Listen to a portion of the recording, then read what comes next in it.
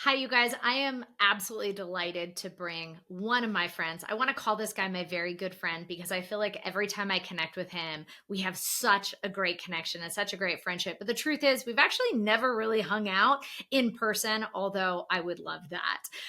This person that we're going to bring back on the show today is a LinkedIn ads expert. And if you're thinking about LinkedIn, if you're tired of Instagram ads and Facebook ads, and you're becoming more active on LinkedIn, as especially we've been going through this entire series on the podcast on how to build your business and generate leads through LinkedIn. Well, the next natural question we're going to ask is, what about ads? So if you're thinking about running LinkedIn ads and you're not sure how much they cost, you're not sure what type of ads are available, you're just not even sure how to get started.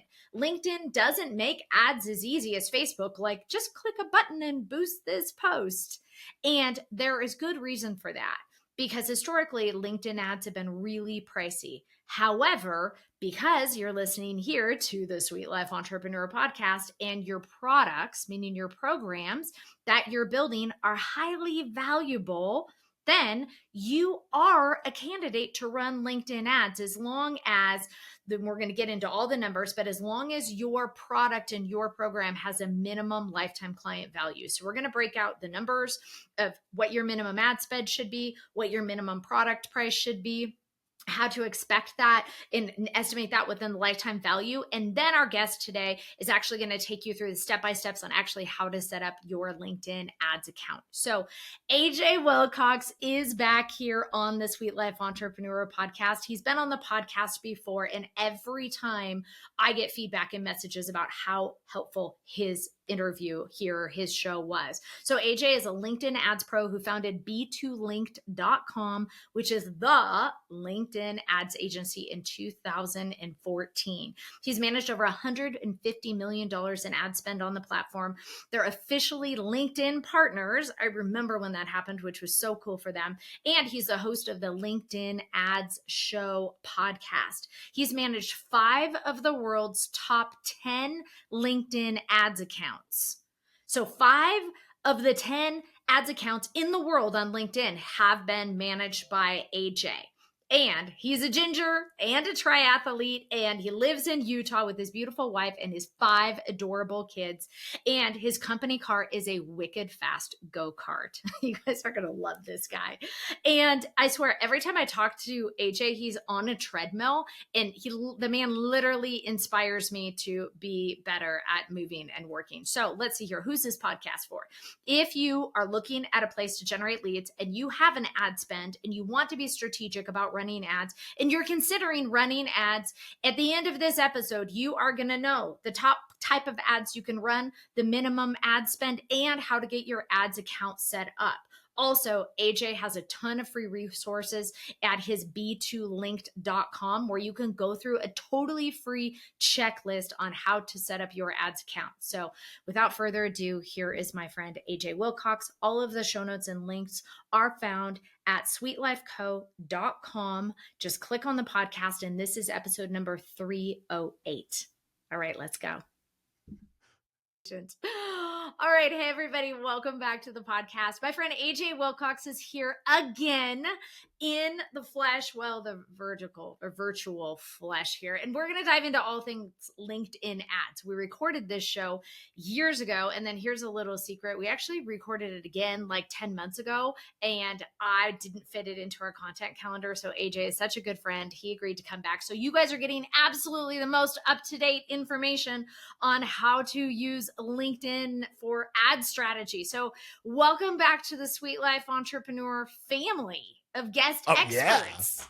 Yeah. So excited to be here again. Thanks so much, April. And for the record, my virtual body is very fit. It's very skinny. It's very strong. So don't pay too much attention to what you see on the camera. My virtual body is awesome. My virtual flesh. I love it. I love it.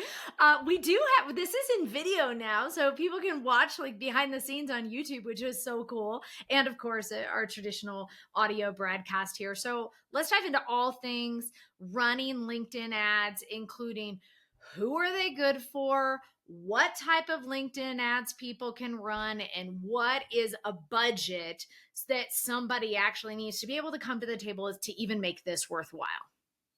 Perfect. All right. So lots of little pieces here. Feel free to steer me back on the right direction. I will. But I will. starting with who LinkedIn ads are good for. Just so you understand about the LinkedIn ads platform, we have the best targeting on the planet for reaching business professionals. So usually that's going to be in business to business, but there are business to consumer applications that we can talk about. But the reason why it's so good is because we can target people. I mean, it's really the targeting. This is why people come to LinkedIn and are willing to pay a premium to advertise there. We can target by job title and department and seniority. We can target by company name, by company size, industry, all of that. And it's absolutely incredible. But like I mentioned, we pay a premium to be here. The average cost per click, if you're targeting anyone in North America, is like $10 to $16 right now. So that's $10 to $16 per click, not per lead, not per conversion, not per sale. Yeah. So that's what let's make really, really clear. I remember years ago when we were recording this, it was like 25. And I don't remember if that was cost per click or cost per conversion back then. What that was like 3-4 years ago when we first started talking together. So about 10 to 16 bucks to even get somebody to click on your ad. Okay, wowzer. Now, what are we looking at for an average actual conversion or a lead? Well, this one's actually really hard to express because what we found, for B2B, I would say probably 10 years ago, used to be very like, hey, let's take cold traffic, let's show them some kind of an offer, some kind of a lead magnet, and then sales will follow up once we've collected their info. And over the last several years, that strategy doesn't seem to work anymore. Marketing teams will take a look at these leads that come in that are cold, and they'll call it an MQL or a marketing qualified lead, but they find that there is a 1% conversion rate from MQL to SQL, which is sales qualified lead. And this all comes down to the fact that a cold prospect, they're not going to respond to someone that they don't already know, like, and trust. So yes, if you want to show like a lead magnet to a cold audience, you can probably get a cost per lead down to like $75. But if you have a whole bunch of these leads and sales cannot get them to respond on email, they will not agree to a meeting. Or if they do agree to a meeting, they don't show half the time. It's not the best way to conduct business. So we've shifted our whole strategy to where now we are very much like, let's be helpful. Let's brand ourselves. Let's get people to know, like, and trust us first before we start asking them to fill out a form. And if you do all that right, yeah, you're going to pay for the same person $10 to $16 a click to interact multiple times. But by the time you get the lead, they're going to be on the phone saying, where do I sign? Which is so much better than a cold lead who is saying, okay, who are you? Why are you any better than your competitors? Who are your competitors? Just totally different conversations. Wow. Okay. So that's just across the board in marketing for any of you guys that are listening. I mean, we used to run, it doesn't even matter, just LinkedIn or wherever, just the practices. What you just said summarizes the changes in online marketing that we have seen over the last, frankly, 5, 6, 7, 8 years, right? That know, like, and trust factor is so much more important. And it's fascinating how people are really honing in on that because they can't afford not to on LinkedIn. They might be able to run like crappy ads with terrible leads that are disqualified on other platforms, but on LinkedIn, when you're paying that much, you are not going to literally take a lighter to, $100 bill per lead that probably, according to what that data shows, isn't even going to show up. What a waste of money. And so what I'm hearing you say is there's so much more that needs to go into that relationship building on LinkedIn for brands and individuals. Like, let's kind of talk about, let me kind of take us there next. I'm thinking of the questions our audience has while you and I are chatting. Is it better to run ads from a business page or a personal profile? Ooh, I love this question. Okay, so if you would have asked me 3 months ago, that's the exact question, I would have said, oh, well, on LinkedIn, we can only run ads from a company page. You can't run from a personal account. But what we got on June 20th this year in 2023, we got access to where we can now boost personal posts. And they call these thought leader ads. And I'm so excited about it because I'm sure the crux of the question here is that when you're representing a company, no one will interact with the ads. Like they won't like them or comment on them because there's no reason to interact with the company's ads. There's no human face on the other side of that. But when you show ads from a person, all of a sudden there's reason to interact. And every time you get an interaction, it brings costs down overall. So this is a less expensive platform to advertise on when you're using these thought leader ads. Wow. Okay. That makes me so excited. And now I'm really excited we re-recorded this updated version because personally for me, that would be exactly the strategy that I would want to know more about. So now, even with these thought leader ads, though, we're still looking at $10 a click up to, $75, $100 per conversion. Or are we looking for the same pricing on these thought leader boosted posts? Yeah, it depends on how they perform. But if you had from a company page, it's really often that your ads will get a click-through rate that's a little less than 0.5%. And that $10 to $16 a click is kind of based off of if you're just performing average. These thought leader ads, it's a lot easier to get high performance, higher click-through rates. And so what we see is if you have a thought leader ad that's getting a click-through rate of, let's say, 0.75% or maybe 1%, all of a sudden now your cost per click drops and you might be paying more like $7 to $9 per click. So it becomes increasingly more efficient the higher the engagement rate your ads get. Okay, cool. And then next question is, are these just conversation starter posts, or do these posts actually have a call to action? Are we trying to get, obviously if you're going to pay, $10 per click, we want to generate a lead with that. But do people run thought leader ads literally just to establish themselves as a thought leader so there's more visibility in that? Or are they all, being really mindful of collecting a lead with each one of those ads? They are pretty limited in how you can collect a lead. So I see this very much as being maybe the first or the second step in the funnel where you are getting someone to notice you. And it's more now they're starting to like you before they kind of come to trust you. So we're a little bit limited. Like I said, you can't attach a lead gen form to it. It can be a single image ad or text only, or now video. They just gave us video a couple weeks ago. So if you imagine, if you go and post something on LinkedIn that's either a video or text only or with an image, you could then boost that post through the ads platform. But that means that if you're trying to get someone to convert, that post has to link to something. Yeah. And usually if a post links to something, it's not going to get great engagement. And so you might end up having to pay more for that. So I do see it as being very much let's get you introduced to the brand before we're sending someone to a form. Right. Yeah. So good.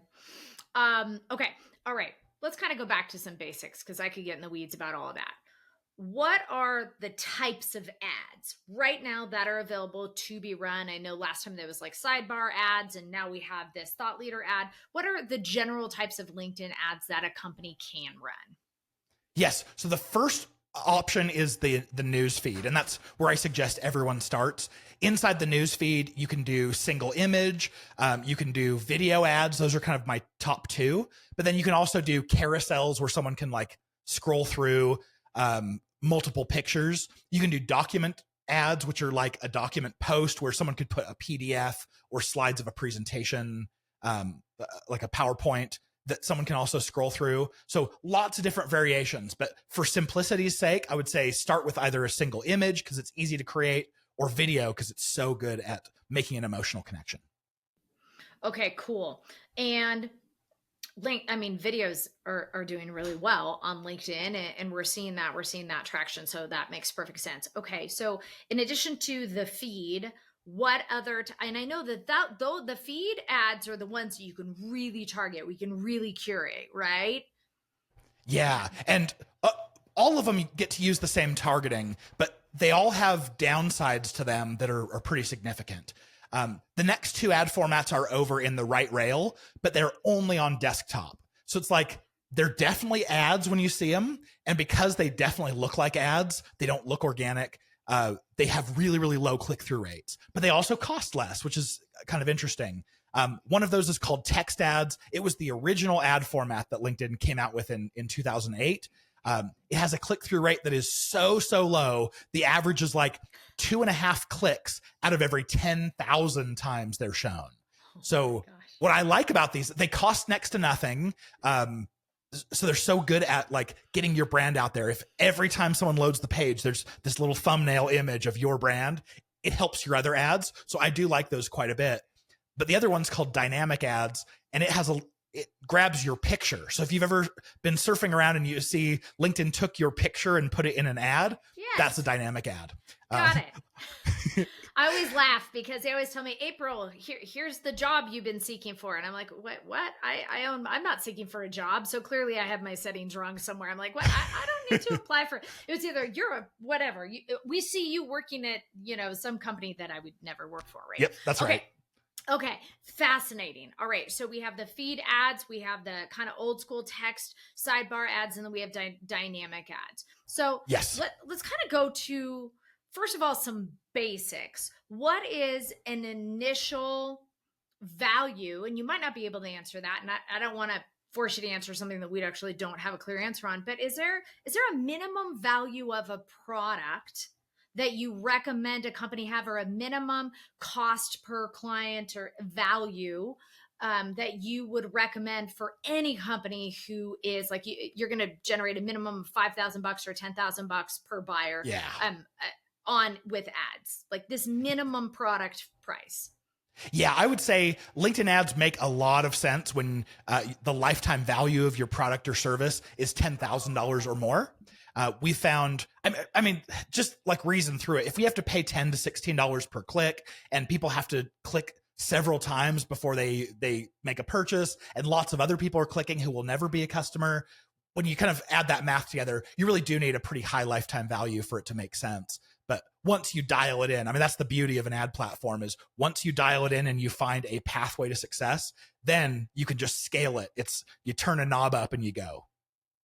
And about how long is it taking? I remember in the past, it would take LinkedIn about 30 days to actually learn an ad. Is it still that same length of time to actually start getting traction and for LinkedIn to actually, learn and become more intuitive, or is that different now? With LinkedIn getting to know your ads when you very first launch, they usually figure out how much they like the ad and how much they're willing to show it within the first day and a half. So we call that the learning period. But then, of course, us as marketers, if you're making changes every single day and the platform is like, I don't know what change they're going to make next, and this one really messed things up, we tend to tell people, like, try to go at least a week or 2 weeks in between changes, just so LinkedIn can kind of get its footing and go, oh, okay, this is where they fit, and this is the kind of attention I can give them. Okay. And is there a minimum account buy-in? Like you have to deposit a minimum of 10K into an ad account, or how is their billing actually work? With Facebook and other ads, you hit a certain threshold and then you get billed. Does LinkedIn require a minimum investment into ads or a minimum period of time? They used to. They used to make you put at least $5 into it to create an ad account. Thank goodness that's gone away in the last several years. Now anyone can go and start up an account, even if you never plan on running an ad. So I would say, even if you never want to run a LinkedIn ad, go create an ad account. It's totally free. You don't have to put any money into it. Very similar to Facebook. Once you show ads a certain amount, that's when they bill your credit card. I think Facebook is billing me like every $500 right now. LinkedIn's, I think, every $200. So somewhat similar. And you can run an ad on LinkedIn as long as you're willing to budget at least $10 per day, and which to some might seem high, but that's kind of the baseline to get started with LinkedIn. Right. And that isn't high, right? Especially if our products are valued at minimum 10K and up from there. And so as I was going back through our notes from the last time, I remembered, you'll hear my dogs barking because that's what they do. I remembered there was in this process, and I would love for you to take our listeners through the process of just getting into the ads account. I think many of our listeners haven't even set up an ads account yet. They don't even know where to go. And there's a code in there. I remember you saying it from last time. And I was actually looking for it because shame on me, I actually never did this after the last time we talked about it. There's some darn code I need to put into something. screen and I'm remembering AJ said to do this years ago. I mean, this was years ago, man. I'm a terrible student and I didn't do any of it. And so I want to make sure that you're going through that again with our listeners, how to get into the ads account, how to set it up, and whatever this tracking piece is that you can explain so much better than me. Okay, don't worry, April. This is a no judgment, no shame zone. We're all good here. Here's what you do. Just go to linkedin.com/ads. That's the fastest way that I've found to get in. Once you get there, there will be some button there that says something like create an ad or set up an account. They've changed it recently. And so once you do that, the account is just, it's set up. You have to be logged into LinkedIn to do this. And so they're like, oh, okay, here's the account set up for you. And it'll ask you 3 questions. What kind of currency you're using? That can't be changed. So if you're in Canada, like choose Canadian dollars and realize like that's never going to change. Or US dollars, all pretty self-explanatory. You also claim your company page, and you do need a company page to advertise on LinkedIn. So if you don't have that, go set that up. It's really straightforward to do. And the third thing is the account name. That can change. So you can call it whatever you want. You can call it April Beach right now, and then go ahead and change it to your company name later or whatever. So now you have this account. One of the best things, just like you've alluded to, April, one of the best things that you can do once you have an account is you can go and install what LinkedIn calls the Insight tag. This is over in the left-hand bar, or the left-hand navigation. There will be one of the options as you go through will be the Insight tag. It's a little snippet of JavaScript code that they want you to install on every page of your website. What it does is every time someone comes to the website, to your website, LinkedIn gets to see like, hey, is this a LinkedIn member or not? And if it is a LinkedIn member, they keep track on the back end and start giving you this reporting. LinkedIn calls this their LinkedIn website demographics. I think they should have called it LinkedIn Analytics personally. But what it does is, again, you don't have to spend a dime on ads in order to get this feature. You can log into your LinkedIn account, click this button that's called Website Demographics, and it will show you what the professional makeup of your website traffic is, totally for free. It'll show you like, where is the traffic on my website coming from in the world? What job titles do they tend to have? What companies do they represent? It might show you like your top 15 companies that have visited your website.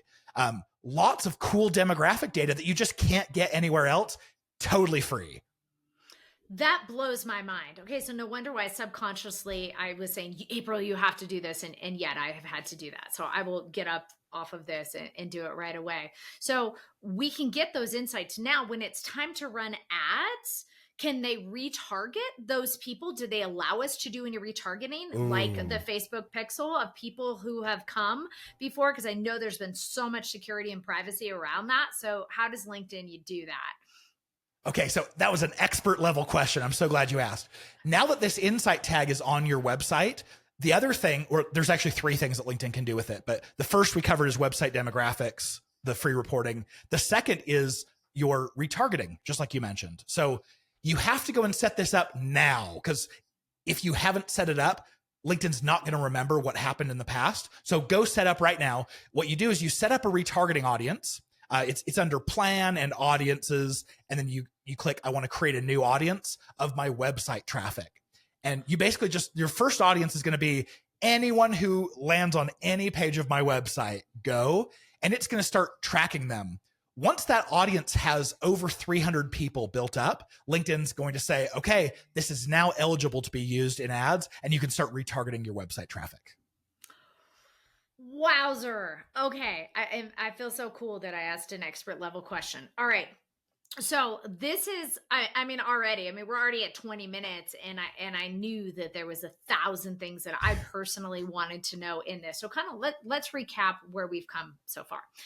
We talked about updates in LinkedIn ads. We've talked about a minimum ad spend. We've talked about the fact that you need to have a lifetime value of a client of at least 10K. We talked about the importance of building the relationship with the audience before ever running LinkedIn ads, which is frankly just a best practice anywhere, if you're asking me. But totally makes sense. I know a lot of companies come with a big, huge ad spend, and that's how they launch, and that's fine. But for our listeners who are subject matter experts, speakers, coaches, consultants, service-based providers, they're really looking for another place besides Facebook, besides Instagram, where they can reach qualified buyers that want to really invest in being better at whatever it is that they teach. And so having a minimum product of 10K usually isn't a problem as long as they're very good at what they do. You know, having a 10K offer is kind of like nowadays is that base point, really standardized investment to work with any expert. And we talked about LinkedIn ads count, which we'll come back to that in a second. But my question for you, as I'm remembering and unpacking what we've gone through, do you see very many consultants or coaches actually running successful ads on LinkedIn? Or are they still brands, products in larger, what we would consider actual smaller businesses, which could have 100 employees, you know? So yeah, I do think the majority of advertisers right now are bigger companies because they're the ones that LinkedIn has targeted specifically. Like, ooh, if you're over a certain number of employees, chances are you have enough budget for LinkedIn. So let's target you. So I think more of the solopreneurs and the smaller companies haven't been targeted as much. They may not know about it yet. It doesn't mean that they aren't ripe for it.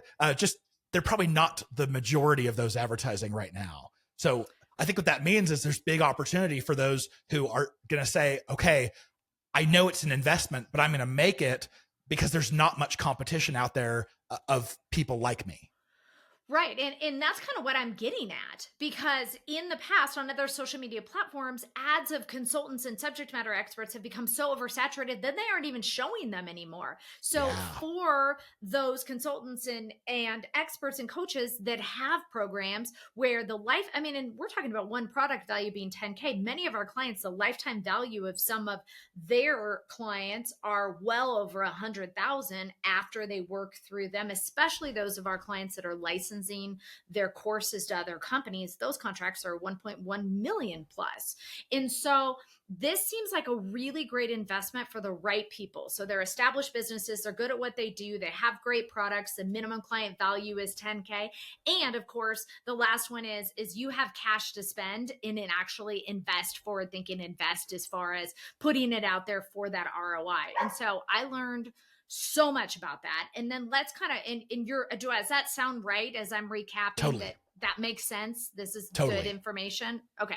So I want to make sure I'm not leading anybody astray, because based on what you said, I mean, that fits where our company is, and that would totally make sense. And of course I bring guests on here of things that I want to know personally about too. So it works really well. Good value.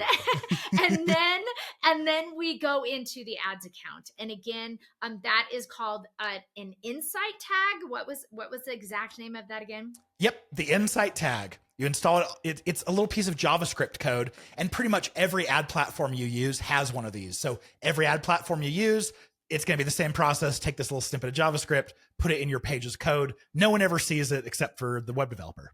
Yeah, that's absolutely fantastic. Okay, awesome, AJ. And as we wrap up, I know you usually work with, mid-sized companies, well-established businesses that have huge revenues, but how can our clients connect with you? What is the best place for our clients to follow you, our followers to follow you, to learn from you, and to kind of take these little breadcrumbs that all of your big, huge clients let fall on the floor? We'll just eat them up and learn along the way.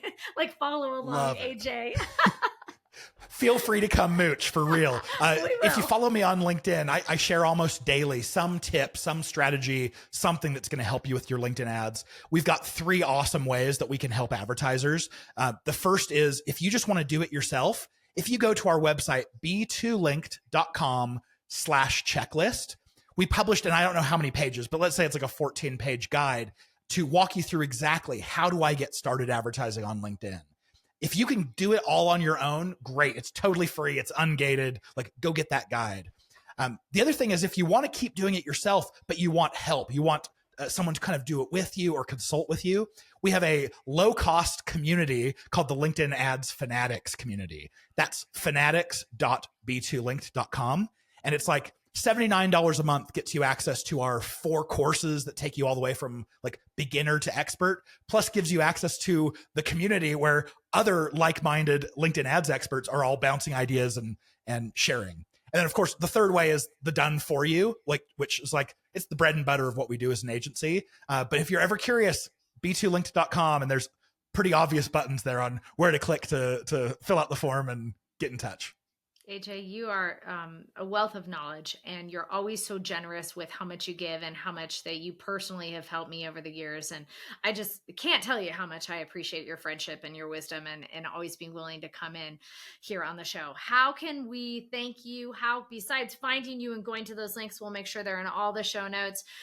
Is there a way that our listeners can come back and pour into you, so it's not just one-sided, and connect with you and actually elevate your voice more? What could we do for you? I love that offer, April. Thanks so much. And first of all, I have to say a huge thanks to you for sharing so much and helping all of us, like small entrepreneurs, figure stuff out. You've been an incredible like inspiration to me personally. For giving back. I mean, I love to hear your stories. So if you go out and test LinkedIn ads and you message me on LinkedIn, because that's free to do, let me know about like what you're facing and what you're doing, what successes you've had. I love that stuff. And I'm also the host of the LinkedIn Ads Show podcast. And so if you've got stories that I can help share, I'll take those clips and put you on the air and stuff. So I think that's probably the best way I could get feedback from you. Awesome. All right. We will do it. I'll make sure all those resources are in there. Thanks for jumping back in with me, re-recording this with the most updated version, and always being who you are. We really appreciate you, AJ. Oh, you know it, April. Have me back anytime. Thank you. Oh, man.